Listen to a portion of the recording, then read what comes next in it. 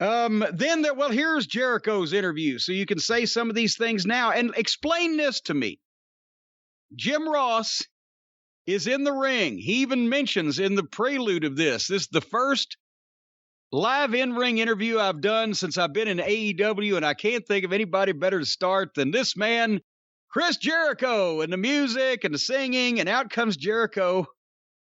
And Jericho has his own microphone, and they stood there in the ring talking to each other from at least 10 feet away from each other, like somebody was contagious. There was no in-ring interview. JR introduced him. Can I guess which one was contagious? Well, was it because it had just have been his vodka breath or what?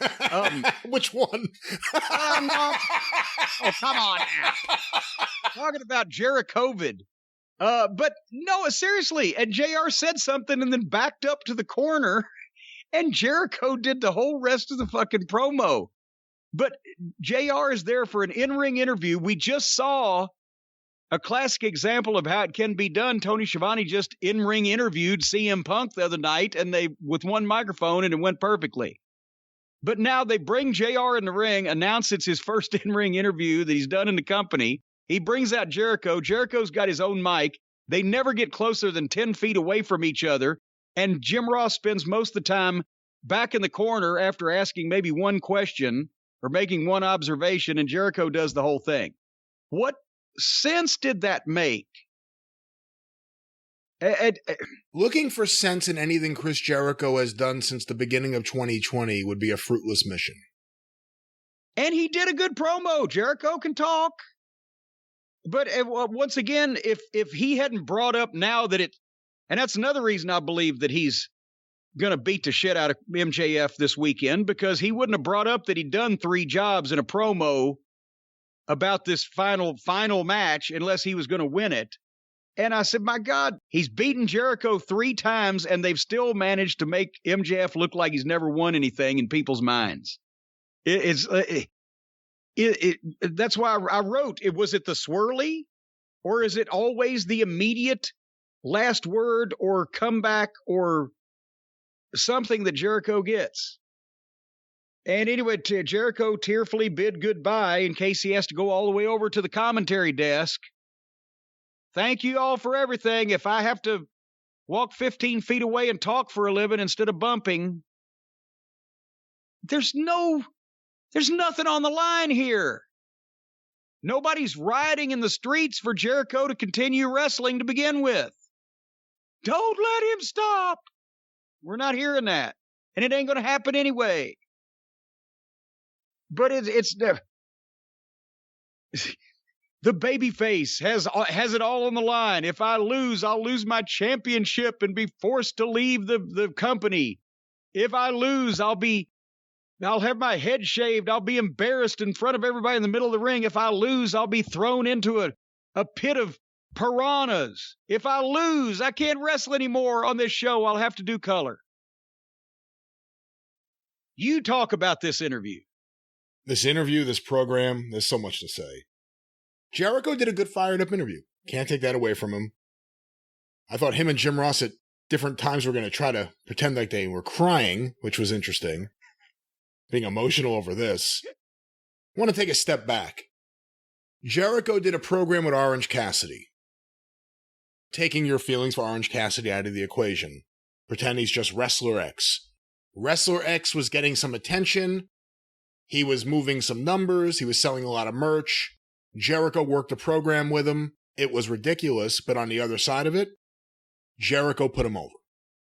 What he's done since then has been nothing, but Jericho put him over to end the feud, which was probably what he should do for a young guy, Orange Cassidy or not.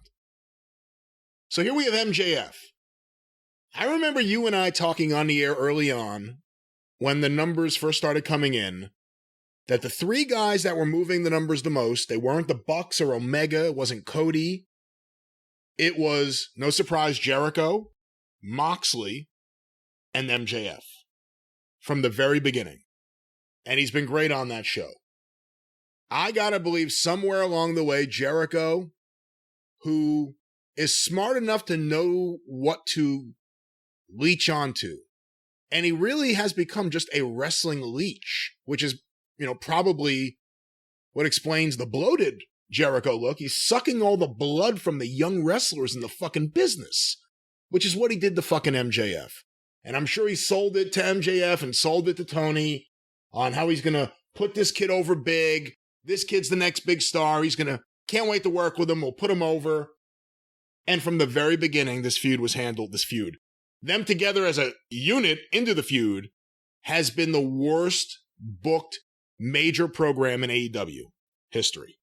MJF was the little flunky that was now under the control of the big star in the group.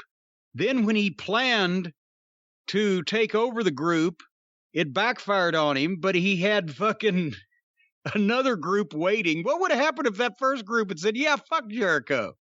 He had another group waiting, and then they promptly got the shit kicked out of them, and he got flushed in the toilet. And then they've been on the football field, and they've been on the crash pads, and they've been on whatever. Always, in every instance, MJF and or the people he was aligned with have been portrayed or have come off as fucking goofy and ineffectual. And ineffective. Ineffective.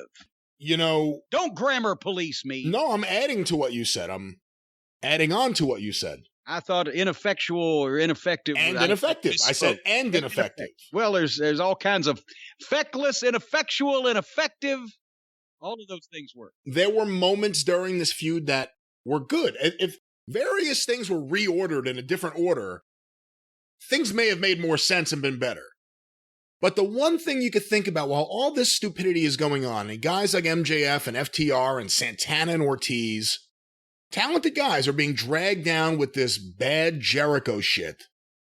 The one thing you could think is, at the other side of this, MJF is going to get a victory, and that sets him up for whatever's next. And I went through all those labors of Jericho and turned into the labors of me watching that show. And we got to the point where MJF got his victory. I forgot that was the third time. I thought that was the time. Got his victory. It felt like everything was over. But then they dragged it back out. And now the stipulation. A retirement stipulation where you're afraid to say the word retirement. What the fuck is that? I will never wrestle again here, but I may be somewhere else, but not here. Just say you're going to retire. Why wouldn't you just say you're going to retire? So we have two options right now. The one option is that Chris Jericho, in his last bit of stupidity with this program, has the right intention and is going to, for the fourth time, put over Maxwell Jacob Friedman and then go on tour with Fozzy, spreading diseases all across the country. MJF is prepared for who knows what's next. Bryan Danielson, him and Cody, I think, still have unfinished business, has lots of things. Maybe that's what Jericho has in mind. Or maybe the guy that you may remember several years ago, I talked about how ridiculous it was him getting the win over AJ at WrestleMania, AJ Styles, when AJ was the hot thing, just coming to WWE. And some people went to Vince and may have said, hey, maybe I want to win here at WrestleMania. We talked about that a few years ago. If Chris Jericho beats MJF at that pay-per-view, this is one of the worst jobs a veteran has ever done in the history of the business, screwing over a younger talent. If after all of this, the outcome is Jericho getting a big victory to then disappear for months, that is the biggest bunch of bullshit. Or even not to disappear. And Tony Khan, who is one of the biggest Chris Jericho marks out there, should know better. You've let him do all this shit, Tony.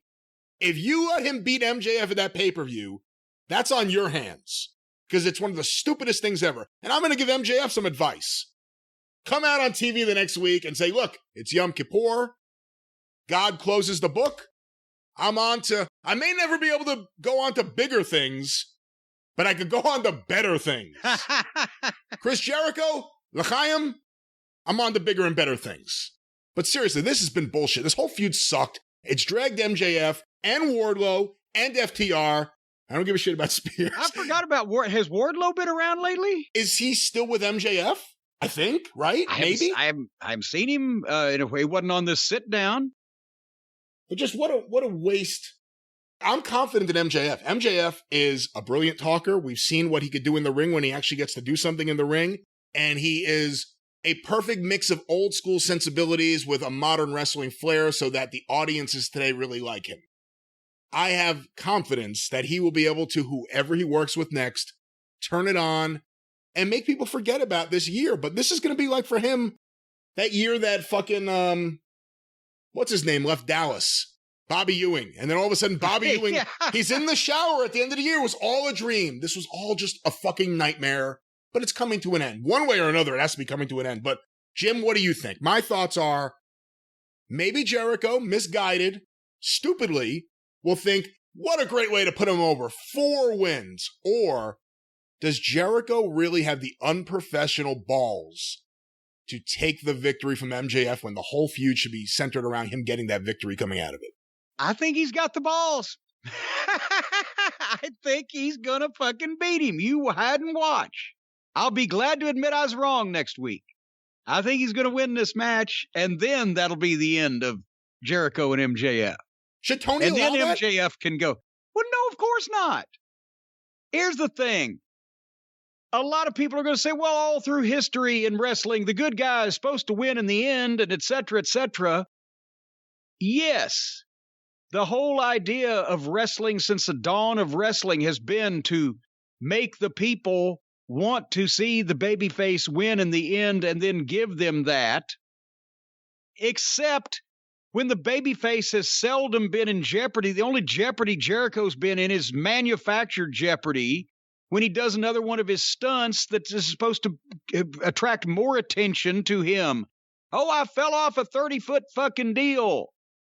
That was one of the wins, by the way, that MJF got. It was designed so everybody would remember the fall that Jericho took and not the result of the match. There's always something where people's minds are on Jericho, not on what actually happened. And, so you've either got to, in every John Wayne movie, the heels burned his cabin down and shot his horse and raped his wife, and he never got shit until the end. Then he fucked everybody up. It's the same thing in every story. The heel has to build the heat for the babyface to make the comeback. There has been no heat building. There was a moment that, this will get big heat, and then the next month or the next week, the guy gets his head flushed in the toilet. MJF has not gone on a reign or a rampage of terror to where people were, oh my God, can anybody stop him? Like all the great heels in every fucking territory and every company in wrestling did. Oh, can anybody stop him? Finally, this guy does. No, he hasn't been on a reign of terror. He's been on a reign of great promos and not producing anything. So nobody believes what he says. And sometimes the babyface doesn't win in the end if you're trying to pass any kind of a torch.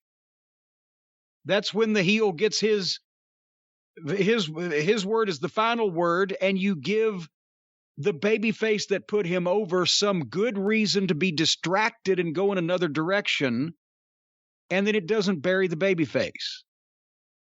This is none of those things. Anyway,